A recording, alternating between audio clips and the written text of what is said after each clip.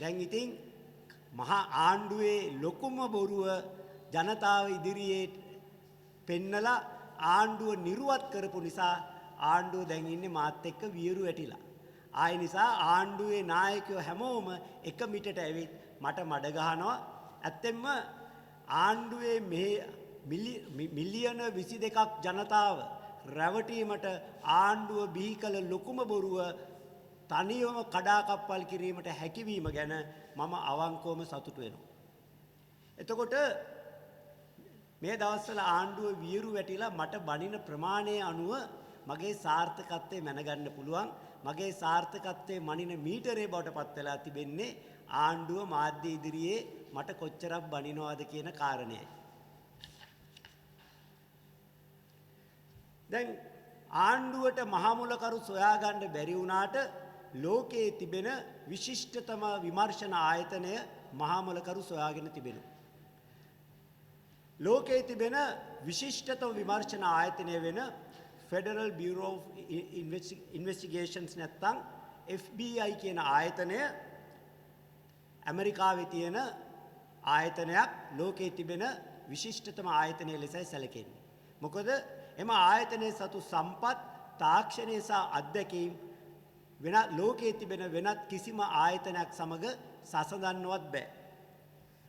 ඇමරිකාව සමග සටන් කරන ISIS සංවිධානය පාස්කු ප්‍රහාරයේ වගකීම බාරගත් නිසා ඇමරිකානුවන් ගණනාවක් මෙම ප්‍රහාරයේ මියගිය නිසා මේ ප්‍රහාරය පිළිබඳ විමර්ශන කටයුතු වලට සහභාගී වෙන්න FBI ආයතනය ස්වේච්ඡාවෙන් ඉදිරිපත් වුණා. ඒ අය සැකකරුවන් වගේම සාක්ෂිකරුවනු ප්‍රශ්න කළා. බෝම්බ පිපුරුණු ස්ථානවල තිබුණු භාණ්ඩ තොරතුරු නවීන තාක්ෂණය භාවිතා කළ විශ්ලේෂණය කළා. ත්‍රස්තවාදීන් භාවිතා කළ ජංගම දුරකථන, ඒ වගේම උකුළු පරිගණක සියල්ලම නවීන තාක්ෂණයෙන් විශ්ලේෂණය කරා. එහි තිබෙන තොරතුරු විතරක් නෙවෙයි, මකා දැමූ තොරතුරු පවා ඔවුන්ගේ විශ්ලේෂණයට භාජනය කරන්න පුළුවන් වුණා. ඒ වගේම මේ අය තව්හිද් ජමාත් සංවිධානය ISIS සංවිධානය සමග කරපු ගනුදෙනු, පාවිච්චි කරපු පොත්පත් මේ සියල්ලම මේ FBI ආයතනයේ විශ්ලේෂණයට භාජනය වුණා. ඒ වගේම ISIS සංවිධානයේ පිළිබඳ ලෝකයේ සිටින විශේෂඥයන්ගෙන් ලබා ගන්න තොරතුරු ලංකාවෙන් ලබාගත් තොරතුරු සමග සංසන්දනයක් කළා. මේ සියල්ල කරලා අවසානයේ තීරණය කරනවා පාස්කු ප්‍රහාරයේ මහමුලකරු අන් කවුරුවත් නෙවෙයි තව්හිද් ජමාත් සංවිධානයේ නායකයා ලෙස කටයුතු කරපු මොහමඩ් සාරාන් හසීම් කියලා.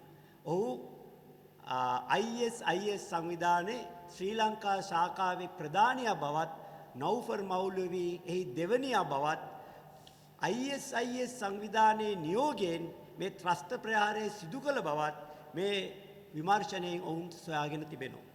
මේ සියලු කරුණු අඩංගු පිටු 72ක දිවුරුම් ප්‍රකාශයක් FBI ආයතනය වෙනුවෙන් එහි විශේෂ නියෝජිත මෙරිලි ආර් ගුඩ්වින් කියන විශේෂ නියෝජිතයා ඇමරිකානු අධිකරණයට ඉදිරිපත් කර තිබෙනවා. ඉංග්‍රීසි කියවන්න පුළුවන් අයට මම ආරාධනා කරනවා www.udegammanpila.com කියන වෙබ් අඩවියේ මෙම වාර්තාව ඔබට භාගත කරන්න පුළුවන්. පාස්කු ප්‍රහාරයේ ඇත්තටම සිදු වුණු ආකාරය පිළිබඳ ඊටාම වෘත්තීය මට්ටමේ විශ්ලේෂණයක් මේ වාර්තාවෙන් දකින්න පුළුවන්.